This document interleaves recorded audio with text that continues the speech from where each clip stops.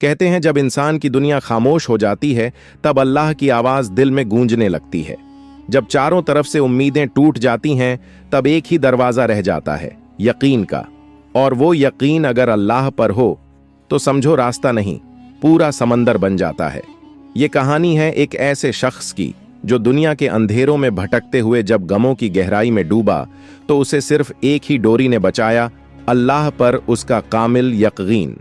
शहर लखनऊ की तंग गलियों में एक पुरानी सी कोठरी थी जहां रहता था ज़ियाउद्दीन, एक दर्जी जिसकी सिलाई की दुकान एक टूटी छज्जे के नीचे लगती थी। उम्र तकरीबन 45, चेहरे पे झुर्रियां, आंखों में थकन और दिल में ढेर सारा सब्र। लेकिन उसकी सबसे बड़ी दौलत थी उसका यकीन। ज़ियाउद्दीन के पास जिंदगी में ना तो बड़ा मकान था, ना महंगी दुकान, ना कोई खास रिश्तेदार। बीवी 5 साल पहले इंतकाल कर चुकी थी। एक बेटा था फरहान जो अब तालीम पूरी कर रहा था, लेकिन हालात ऐसे कि फीस देना भी मुश्किल होता जा रहा था। उस रोज जब सुबह की नमाज पढ़कर ज़ियाउद्दीन अपनी दुकान पे पहुंचा तो देखा कि दुकान की दीवार पिछली रात की बारिश से गिर चुकी थी। मशीन भी भीग कर खराब हो चुकी थी। वो कुछ लम्हों के लिए वहीं बैठ गया, हाथ उठे, आंखें बंद और होंठों से सिर्फ एक ही जुमला निकला, या रब तू ही काफी है। लोगों ने कहा, अब तू क्या करेगा जिया मियां? दुकान गई, बेटा कॉलेज छोड़ देगा, अब रोटियां कैसे चलेंगी? लेकिन ज़ियाउद्दीन की आंखों में अजीब सी शान थी। उसने कहा, जो रिज़्क़ देता है वो अभी जिंदा है और जब तक अल्लाह है तब तक मेरा डर मुझसे दूर रहेगा। अगले ही दिन उसने अपने पुराने दोस्त नफीस चचा से एक पुरानी मशीन उधार ली। दुकान की टूटी दीवार को खुद अपने हाथों से ईंटें जोड़कर ठीक करने लगा। लोगों ने मजाक उड़ाया, देखो बूढ़ा दर्जी अब मिस्त्री बन गया। मगर ज़ियाउद्दीन मुस्कुराता रहा। हर ईंट रखते वक्त उसके होंठों पर दुआ होती, या अल्लाह ये मेरी मेहनत नहीं, तेरा फजल है, तू कबूल फरमा।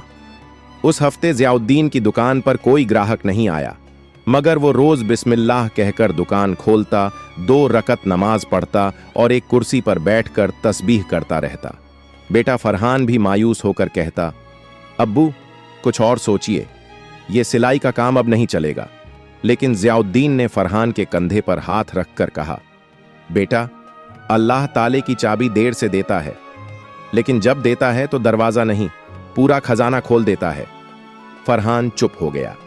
अगले दिन जो हुआ उसने कहानी का पहला मोड़ ला दिया। शाम के वक्त एक बड़ी गाड़ी दुकान के पास आकर रुकी। उसमें से एक औरत उतरी, बुर्का पहने हुए, चेहरे पर नूर और आंखों में गम। उसने ज़ियाउद्दीन से पूछा, क्या आप बच्चों के कपड़े भी सिलते हैं?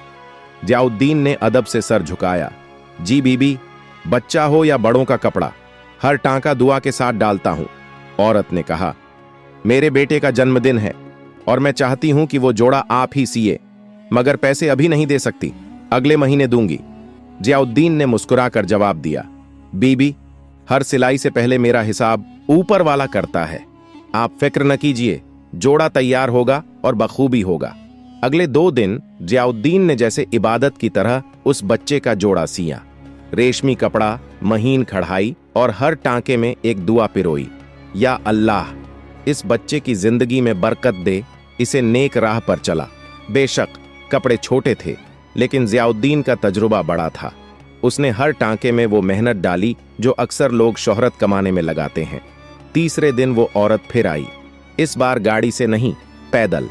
चेहरे पे पर्दा वहीं था, लेकिन आवाज में नम्रता और आंखों में सुकून। जोड़ा हाथ में लिया, देखा और बस एक लम्हे के लिए खामोश हो गई। फिर धीरे से कहा, आपका शुक्रिया, मेरे बेटे के लिए आपने जो किया वो शायद उसके अपने भी न करते।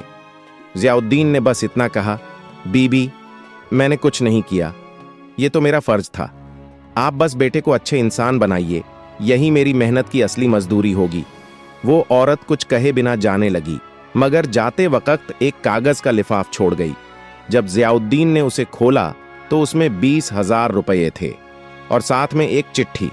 जिस यकीन से आपने मेरे बिना पैसों के ऑर्डर लिया, उसी यकीन ने मुझे मेरा अल्लाह याद दिला दिया। मैं हूं नसीमा बानो, शहर की सबसे बड़ी स्कूल ट्रस्ट की चेयरपर्सन। आप जैसे लोगों की हमें तलाश थी। अब से आप ही हमारे स्कूल यूनिफॉर्म्स के ऑफिशियल दर्जी होंगे। अल्लाह ने मुझे आपसे मिलवाकर मेरा ईमान ताज़ा कर दिया। जब ज़ियाउद्दीन ने ये चिट्ठी पढ़ी तो उसका दिल सिजदा करने को मजबूर हो गया। आंसू निकल आए, लेकिन वो आंसू गम के नहीं थे, शुक्राने के थे। उसने सुबह की नमाज पढ़ी और फरहान को आवाज दी, बेटा, अल्लाह का वादा कभी झूठा नहीं होता। देख, बिना मांगे उसने वो दे दिया जो हम सोच भी नहीं सकते थे। फरहान ने वो चिट्ठी पढ़ी और चुपचाप अपने अब्बा से लिपट गया। अब्बू, मुझे माफ कीजिए। मैंने आपसे कहा था कि सिलाई का काम अब नहीं चलेगा, लेकिन आज समझ आया कि जब काम में अल्लाह का नाम हो तो वो काम कभी बंद नहीं होता। कुछ ही हफ्तों में ज़ियाउद्दीन की छोटी सी दुकान के बाहर स्कूल यूनिफॉर्म्स की भीड़ लगने लगी। शहर के कई स्कूलों ने नसीमा बानो की सिफारिश पर उसी से सिलाई का काम शुरू कर दिया। पुरानी मशीन अब 4 मशीनों में बदल गई थी। फरहान ने अब्बा के साथ बैठकर ऑर्डर का हिसाब किताब संभालना शुरू किया, लेकिन अभी सफर खत्म नहीं हुआ था, क्योंकि कुछ हफ्तों बाद नसीमा बानो ने ज़ियाउद्दीन को एक चाय की दावत पर बुलाया और वहीं पर रखा अगला इम्तिहान। ऐसा इम्तिहान जो सिर्फ सच्चे यकीन वालों का होता है। सुबह कुछ अलग थी, हवा में सुकून था और ज़ियाउद्दीन की दुकान पर रौनक। बड़े बड़े स्कूलों के लोग लाइन में खड़े थे। कोई ऑर्डर देने आया था, कोई सलाह लेने और कोई तो बस उसकी दुआ मांगने आया था। इसी भीड़ के बीच एक कार आकर रुकी। बाहर निकली नसीमा बानो, चेहरे पर वही नकाब, लेकिन आंखों में आज एक अलग रोशनी थी। उन्होंने फरहान को मुस्कुराकर कहा, अपने अब्बा से कहिए कि आज शाम 5 बजे हमारे स्कूल ट्रस्ट के ऑफिस में तशरीफ लाएं। एक खास दावत है, सिर्फ उनके लिए। फरहान ने हाथ जोड़ लिए और अंदर जाकर ज़ियाउद्दीन को बताया। ज़ियाउद्दीन सोच में पड़ गया। क्या ये किसी नए काम का सिलसिला है या फिर कोई और इम्तिहान? शाम हुई। ज़ियाउद्दीन ने अपना साफ कुर्ता पायजामा पहना, सिर पर टोपी रखी और दुआ पढ़कर निकला। जब वो स्कूल ट्रस्ट पहुंचा तो अंदर एक बड़ी मेज पर 7-8 लोग बैठे थे। सब बड़े ओहदे के लोग, स्कूलों के प्रिंसिपल, ट्रस्ट के मेंबर और बीच में नसीमा बानो। ज़ियाउद्दीन ने अदब से सलाम किया और एक कोने की कुर्सी पर बैठ गया। तभी नसीमा बानो ने कहा, जनाब ज़ियाउद्दीन साहब, आज हम आपको सिर्फ शुक्रिया कहने नहीं बुलाए हैं। आपके यकीन ने हमें एक नई सोच दी है। आज शहर में ट्रस्ट की एक नई शाखा खुल रही है, एक स्कूल जिसका नाम होगा मदारिसुल यकीन, और हम चाहते हैं कि आप उसके डायरेक्टर बने। एकदम सन्नाटा छा गया। ज़ियाउद्दीन की सांसें जैसे थम गईं। मैं, उसने धीरे से कहा, मैं तो एक दर्जी हूं, सिलाई करता हूं। डायरेक्टर जैसा ओहदा मेरे बस की बात नहीं है। नसीमा बानो ने मुस्कुराकर जवाब दिया, दर्जी हैं, मगर उस रब के धागे से सिलते हैं जो लोगों के टूटे यकीनों को जोड़ता है। हमें ऐसे ही लोगों की जरूरत है जो बच्चों को सिर्फ किताबें नहीं, किरदार भी सिखा सकें। अब इम्तिहान शुरू हुआ। मेज पर बैठे एक साहब बोले, अगर आप ये ओहदा लेते हैं तो हर महीने 50,000 रुपए तनख्वाह होगी, साथ में एक गाड़ी, एक बड़ा घर और स्टाफ भी मिलेगा। मगर एक शर्त है, आपको अब सिलाई छोड़नी होगी। यह सुनते ही ज़ियाउद्दीन के चेहरे की रंगत बदल गई। सिलाई छोड़ दूं? उसने खुद से बुदबुदाया। वो काम जिसमें मैंने हर टांका अल्लाह के नाम पर डाला, वो रोजी जिसे मैं नेकी समझकर करता हूं, सिर्फ ओहदे के लिए उसे छोड़ दूं? सबकी निगाहें उस पर थीं। ज़ियाउद्दीन ने कुछ लम्हों तक खामोशी ओढ़े रखी, फिर बोला, मैं शुक्रगुजार हूं आप सबकी अजमत का और इस ओहदे के ऐलान का, मगर मेरी रिज़्क की चाबी अल्लाह के हाथ में है। अगर वो चाहेगा तो इस सिलाई से ही मुझे वो इज्जत देगा जो ओहदे नहीं दे सकते। मुझे अफसोस है, मगर मैं ये पेशकश नहीं ले सकता। कमरा खामोश था। किसी को यकीन नहीं हुआ कि कोई ऐसा भी जवाब दे सकता है जहां लोग ओहदे के लिए रिश्वत देते हैं, वहां ये आदमी उसे ठुकरा रहा था। नसीमा बानो उठी और उसने सबसे पहले ज़ियाउद्दीन का हाथ चूमा। आपने हमें एक और सबक सिखाया कि इज्जत कभी कुर्सियों से नहीं आती, बल्कि उस यकीन से आती है जो इंसान को अपने रब से जोड़े रखे। बात यहीं खत्म नहीं हुई थी। ज़ियाउद्दीन लौटते वक्त रास्ते में रुका, नमाज पढ़ी और बस एक दुआ की, या रब, अगर तेरा वादा सच्चा है तो तू मुझे कहीं बड़ा बना, लेकिन उसी राह पर रख जहां तेरा नाम जुड़ा हो। और फिर जो हुआ वो पूरे शहर के लिए एक मिसाल बन गया। सुबह की सफेदी आसमान पर फैल चुकी थी। जियाउद्दीन ने रोज की तरह अपनी दुकान खोली, सफाई की, चटाई बिछाई और तस्बीह हाथ में लेकर बैठ गया। दुकान के बाहर वहीं टूटा हुआ बैनर लटक रहा था जिस पर अब फेडेड अक्षरों में सिर्फ दर्जी लिखा था, मगर उसके अंदर की नीयत उतनी ही चमकदार थी। कुछ ही देर में एक अजनबी नौजवान दुकान पर आया। हाथ में एक पुराना थैला था और कपड़े का गट्ठर। उसने झुककर सलाम किया और बोला, हजरत, मेरी बहन की शादी है, 2 जोड़े सिलवाने हैं, मगर पैसे अभी नहीं हैं। शादी के बाद लौटा दूंगा अगर मंजूर हो तो। जियाउद्दीन ने बिना आंख उठाए कहा, कपड़े दे दो बेटे, और शादी के दिन मेरी तरफ से एक दुआ और जोड़ा और रहेगा तो हफे में। नौजवान हैरान हो गया। उसने कहा, मगर आप मुझे जानते नहीं। मैं जियाउद्दीन मुस्कुराया। बेटा, जिसे अल्लाह जानता है उसे जानने के लिए मुझे नाम की जरूरत नहीं। नौजवान चला गया। उसी वक्त एक बच्चा दुकान के बाहर खड़ा हो गया, नंगे पांव, फटे कपड़े और नजरें सीधे जियाउद्दीन की सिलाई मशीन पर। जियाउद्दीन ने इशारे से पास बुलाया और पूछा, भूख लगी है? बच्चे ने गर्दन हिलाई। जियाउद्दीन दुकान बंद कर सीधे पास की होटल ले गया। 2 पराठे और 1 कटोरी दाल मंगाई। बच्चा खाते वक्त रो पड़ा। बोला, अम्मी बीमार हैं और 3 दिन से मैंने कुछ नहीं खाया था।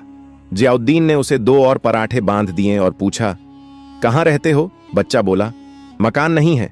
प्लेटफॉर्म पर शाम को जियाउद्दीन अपनी कमाई से दवाई ले आया और बच्चे को घर ले गया। छोटा सा कमरा लेकिन बड़ा दिल। और वहीं से एक नया सिलसिला शुरू हुआ। अगले कुछ दिनों में दुकान पर कई लोग ऐसे आने लगे। कोई बीमार मां का इलाज कराने आया, कोई बेरोजगार बेटा, कोई बेटी के निकाह की फिक्र में डूबा बाप। सबका एक ही ठिकाना जियाउद्दीन की दुकान, और सबके लिए एक ही जवाब, अल्लाह देगा। एक दिन शहर के मशहूर पत्रकार सलीम साहब वहां से गुजरे। भीड़ देखी तो रुके, पूछा, क्या यहां कोई एनजीओ चल रहा है? लोगों ने कहा, नहीं, यहां एक दर्जी है जो खुदा के नाम पर लोगों की मदद करता है। सलीम साहब अंदर गए और जियाउद्दीन से बात की। पूछा, आपका नाम, आपका मिशन क्या है? जियाउद्दीन ने सिर्फ इतना कहा, नाम जियाउद्दीन है और मिशन बस किसी के चेहरे पे मुस्कान लाना अल्लाह की मर्जी से। अगले ही हफ्ते अखबार के पहले पन्ने पर छपा, एक दर्जी जो अल्लाह के नाम पर सीता है और लोगों के दिल जोड़ता है। शहर गूंज उठा। लोग दूर दूर से मिलने आने लगे। कुछ मदद देने आए, कुछ सीखने और कुछ सिर्फ उस दरवाजे को देखने जहां से कोई खाली हाथ नहीं लौटा। बिना बोर्ड बदले, बिना नारा लगाए, वो दुकान अब यकीन का मरकज बन चुकी थी। और जियाउद्दीन एक दर्जी से बन चुका था उस रब का बंदा जो बांटता नहीं था लेकिन देकर दुनिया बदलता था। दुकान अब भी वैसी ही थी, छोटा सा कमरा, पुरानी लकड़ी की मेज, सिलाई मशीन और दीवार पर लटके 2 तस्बीह। लेकिन अब वहां भीड़ कुछ अलग थी, ना कपड़े सिलवाने की, ना पैसे उधार मांगने की, बल्कि एक नजरिया देखने की, एक सोच छूने की। सुबह सुबह एक दाढ़ी वाले बुजुर्ग आए। उनका चेहरा किसी आलिम की तरह रोशन था। उन्होंने अंदर बैठकर जियाउद्दीन से पूछा, क्या आप वही हैं जिन्होंने भूखे बच्चों को खाना खिलाया, एक अनजान की बहन का जोड़ा तैयार किया और किसी फटी चप्पल वाले को जूते खरीद के दिए? जियाउद्दीन ने सिर झुकाकर कहा, कुछ नहीं हुजूर, ये सब अल्लाह का करम है, मैं तो बस एक जरिया हूं। बुजुर्ग की आंखें भर आईं। उन्होंने कहा, बेटा, आज के दौर में लोग मस्जिदों में इबादत करते हैं, लेकिन तू तो अपनी दुकान में खुदा का नूर फैलाता है। मैं मज़ारों पर गया, किताबें पढ़ी, मगर तेरे जैसा यकीन कहीं नहीं देखा। फरहान ये सब दूर से देख रहा था। शाम को उसने अब्बा से पूछा, अब्बू, जब आपके पास कुछ नहीं था तब भी आप इतना यकीन कैसे रखते थे? जियाउद्दीन ने मुस्कुराकर जवाब दिया, जब तेरे पास कुछ नहीं होता तो तुझसे कुछ छिन नहीं सकता, और जब सब छिन जाए तब जो रह जाए वही तेरा रब होता है।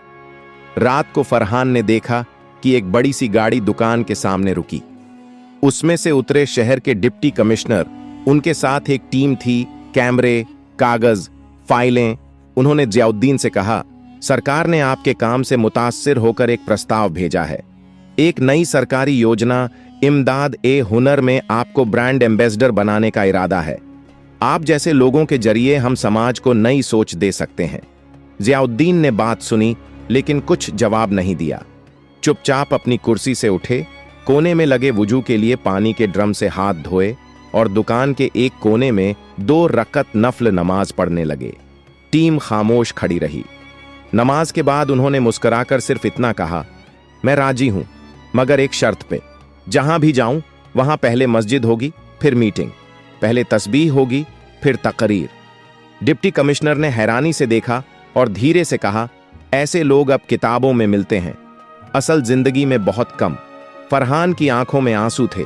अब्बा ने कंधे पर हाथ रखा और कहा, जब तू अल्लाह से जुड़ता है तो दुनिया तुझसे जुड़ जाती है, मगर जब तू दुनिया से जुड़ता है तो खुदा तुझसे दूर हो जाता है। और अब वो दुकान नहीं रही, वो बन चुकी थी एक मकतब, एक मजहबी जलसगाह, एक हकीकी मदरसा, जहां सिलाई के साथ किरदार सिया जाता था, जहां कपड़े नहीं इंसान तैयार होते थे। शहर की गलियों में अब ज़ियाउद्दीन का नाम किसी मशहूर अफसर या कारोबारी की तरह नहीं, बल्कि एक चुपके से मदद करने वाले बुजुर्ग के रूप में लिया जाने लगा था। मगर खुद ज़ियाउद्दीन को इन सब से कोई फर्क नहीं पड़ता था। उसकी जिंदगी अब भी वही थी, सुबह नमाज, दुकान की सफाई और फिर तस्बीह के साथ दिन की शुरुआत। फरहान ने एक दिन कहा, अब्बा, हम चाहें तो ये दुकान बड़ी बना सकते हैं, एक नया शोरूम खोलें, एसी लगवाइए, नाम चमकाएं, आप अब ब्रांड हैं। ज़ियाउद्दीन ने मुस्कुराकर बेटे की आंखों में देखा और कहा, बेटा, अल्लाह का नाम जितना सादगी से लिया जाए उतना असर करता है। दुकान बड़ी हो जाए, इसमें बुराई नहीं, मगर नीयत बड़ी रहनी चाहिए, नाम नहीं। जिस रोज ये दुकान मैं से चलने लगे और वो से न चले, उसी रोज इसे बंद कर दूंगा। अगले हफ्ते एक बुजुर्ग मौलाना आए लखनऊ के मशहूर दारुल उलूम से, और उन्होंने कहा कि उनके मदरसे में दीनी तालीम के साथ हुनरमंद बच्चों को सिलाई कढ़ाई की तालीम देने के लिए किसी ऐसे शख्स की जरूरत है जो हुनर के साथ यकीन भी सिखा सके। हमारे बच्चे कुरान तो पढ़ते हैं, मगर जिंदगी सीने वाला कोई नहीं। हमें दरकार है ऐसे उस्ताद की जो उन्हें खुददारी, सब्र और तवक्कुल सिखा सके। ज़ियाउद्दीन ने बिना देर किए हामी भर दी। अब हर जुमा को वो दारुल उलूम जाता, बच्चों को सिर्फ मशीन चलाना नहीं बल्कि अल्लाह की रजा के साथ काम करना सिखाता। एक दिन एक बच्चा आया, नाम था रईस, माँ का अकेला बेटा, जो कहता था, अम्मी कहती हैं मेहनत करना सीखो वरना दुनिया तुम्हें जूते पहनाएगी। ज़ियाउद्दीन ने उसके हाथ में तस्बीह देकर कहा, बेटा, मेहनत हाथ से करो और यकीन दिल से। जब दोनों साथ होंगे तो दुनिया नहीं, अल्लाह तुम्हें जूते देगा, और वो भी नए। मदरसे की छत से रोज शाम को बच्चों की आवाजें आती, या अल्लाह हमें भी अपने ज़ियाउद्दीन जैसा बना। और ये दुआ धीरे धीरे शहर से निकलकर सूबे में फैल गई। एक दिन मुख्यमंत्री के दफ्तर से फोन आया, हम चाहते हैं कि आप हुनर और हया मिशन के मुख्य सलाहकार बने, लाखों बच्चों को आपकी जरूरत है। ज़ियाउद्दीन ने सिर्फ इतना कहा, अगर मंच पर बैठने से बेहतर किसी बच्चे की सिलाई सुधारना है तो मैं वहीं बैठूंगा, मशीन के पीछे। उस रात फरहान ने देखा कि अब्बा अकेले दुकान में बैठे रो रहे हैं। पूछा, अब्बा, आप क्यों रो रहे हैं? ज़ियाउद्दीन ने कहा, जब लोग तुझे ताली दें तो न रो, मगर जब तुझे ये लगे कि तू वाकई अच्छा है तो जरूर रो, क्योंकि यही घड़ी है जब शैतान सीने में गुरूर का बीज बोता है। दिन बीतते गए, मगर ज़ियाउद्दीन की दिनचर्या वैसी ही रही। फज्र की नमाज, दुकान की सफाई, तस्बीह के साथ शुरुआत और हर सिलाई में अल्लाह का नाम। अब लोग कपड़े नहीं बल्कि दुआएं लेने आते थे। एक दिन एक बुजुर्ग औरत आई, गोद में 5-6 साल का बच्चा, आंखों में थकान और होठों पर खामोशी। वो बोली, बेटा बिस्तर पर है, बीमारी है, डॉक्टरी इलाज काम नहीं आया, किसी ने कहा कि आपसे मिलवाना जरूरी है। ज़ियाउद्दीन ने बच्चे का माथा सहलाया, कुरान की एक आयत पढ़ी, हाथ उठाकर दुआ की, या शाफी, तू ही है जो शिफा देता है, इलाज से नहीं अपनी रहमत से। और फिर बच्चे की मां से कहा, रोज सुबह एक चुटकी मिट्टी इस दुकान की दे जाना और उसके सिरहाने रख देना, दवा से नहीं यकीन से फर्क आएगा। 3 दिन बाद वही औरत दौड़ती हुई आई, बच्चे को गोद में लिए हुए। बच्चा मुस्कुरा रहा था, उठकर बैठ गया था। औरत ने रोते हुए कहा, आपने क्या दिया? ज़ियाउद्दीन ने जवाब दिया, मैंने कुछ नहीं दिया, अल्लाह ने लिया हुआ यकीन वापस कर दिया। अब रोज दुकान के बाहर एक छोटा लंगर लगने लगा, 2 पराठे, 1 कटोरी दाल और 1 प्याला पानी, हर भूखे के लिए। कोई पूछता, कौन देता है ये सब? लोग जवाब देते, एक दर्जी जो दरवाजा नहीं खोलता, दिल खोलता है। फरहान अब दुकान में बराबर बैठता था। जियाउद्दीन ने उससे कहा, बेटा, ये दुकान अब सिर्फ हमारी नहीं, ये हर उस इंसान की है जो भूखा, बेसहारा या टूटा हुआ है। इसे नाम से नहीं, काम से जिंदा रखना। एक दिन एक बुजुर्ग तिब्बी हकीम आए। उन्होंने कहा, मैंने कई मर्जों का इलाज किया है, लेकिन यहां जो रूहानी सुकून है वो कहीं नहीं मिलता। क्या मैं कुछ वक्त यहां बैठा करूं? जियाउद्दीन ने मुस्कुराकर कहा, जब जगह अल्लाह के जिक्र से पाक हो जाए तो वहां हर दिल को आराम मिलता है। अब दुकान एक नई शक्ल लेने लगी थी, एक आध्यात्मिक अड्डा जहां लोग दुआ, मशवरा, तस्बीह और तवक्कुल लेने आते थे। सिलाई अब भी होती थी, मगर साथ साथ रिश्ते भी सिए जाते थे। एक शाम फरहान ने पूछा, अब्बा, क्या आप चाहते हैं कि यह दुकान बड़ी हो, नाम फैले? जियाउद्दीन ने कहा, नाम अगर फैले तो अल्लाह का फैले, और दुकान अगर बड़ी हो तो किसी भूखे के साए से बड़ी ना हो। दोपहर की तेज धूप थी। जियाउद्दीन दुकान के अंदर बैठे सिलाई कर रहे थे। तस्बीह पास ही रखी थी और सिलाई मशीन के हर टांके में उनकी आदत की तरह एक दुआ बुनी जा रही थी। बाहर से आवाजें आती रहती थीं, बच्चे खाना ले जा रहे थे, महिलाएं पानी पीने रुकती थीं, कोई बुजुर्ग आकर कुरान की तिलावत करता था।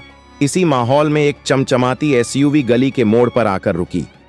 गाड़ी से उतरा एक शख्स, उम्र करीब 45, सूट बूट में, आंखों में तेज, हाथ में कीमती घड़ी और जूतों से लेकर चश्मे तक सब कुछ महंगा। आसपास के लोगों ने चौंक कर देखा। उसने सामने खड़े एक बच्चे से पूछा, यही है जियाउद्दीन की दुकान? बच्चे ने मुस्कुराकर कहा, जी हां, मगर दुकान कहिए मत, यह तो अल्लाह का आस्ताना है। वो ताजिर, जिसका नाम रईस अहमद था, दुकान में दाखिल हुआ। अंदर जियाउद्दीन सिर झुकाए काम में लगे थे।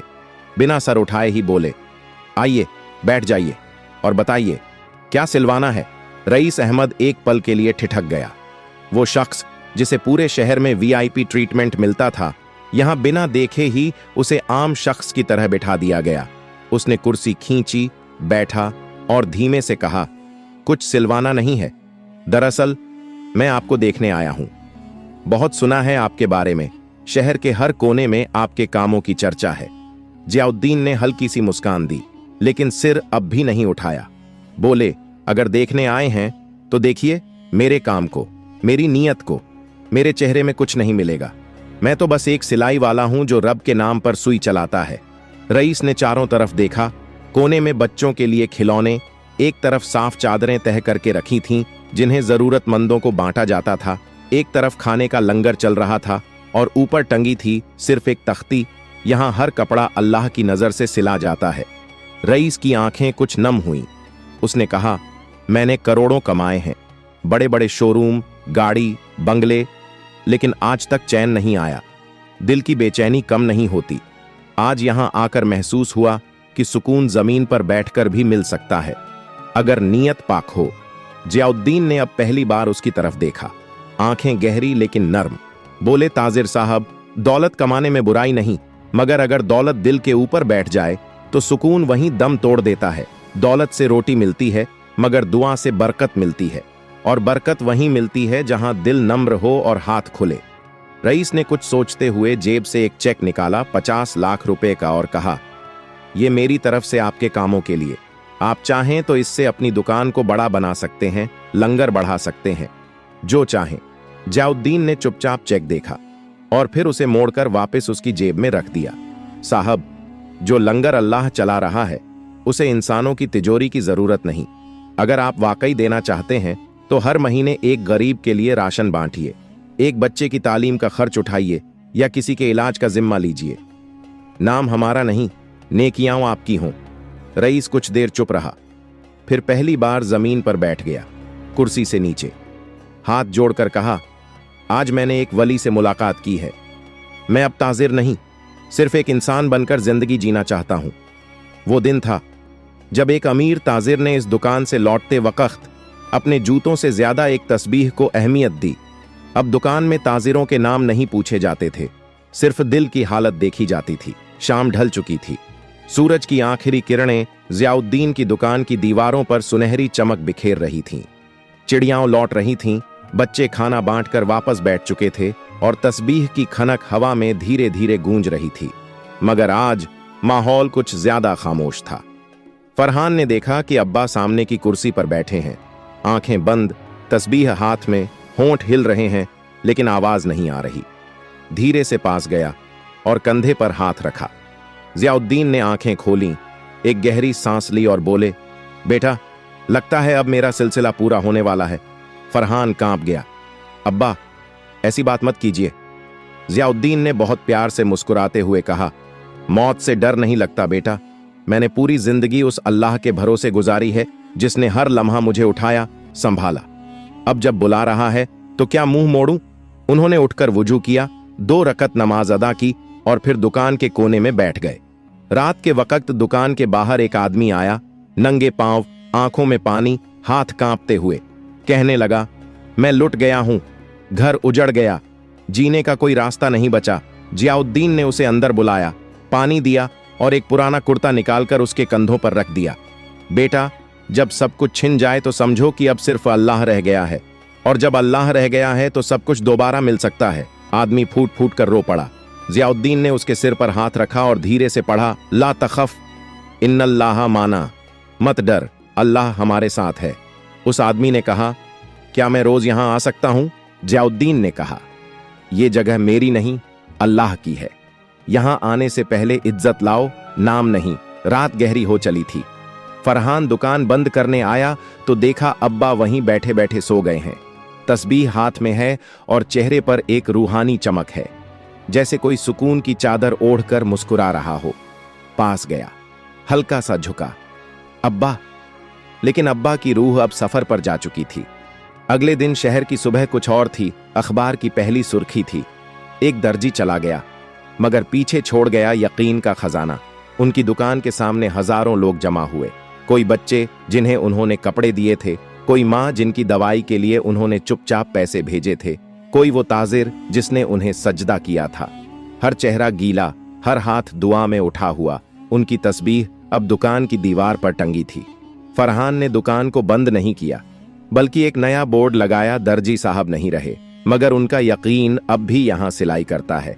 कभी किसी गली में कोई भूखा बच्चा आज भी पूछता है, क्या यहां वो बुजुर्ग रहते हैं जो बिना नाम पूछे रोटी देते थे? तो जवाब आता है, वो नहीं रहे, मगर उनकी खुशबू अब भी इस हवा में है, क्योंकि यकीन मरता नहीं, वो बस एक दिल से दूसरे दिल तक सफर करता है।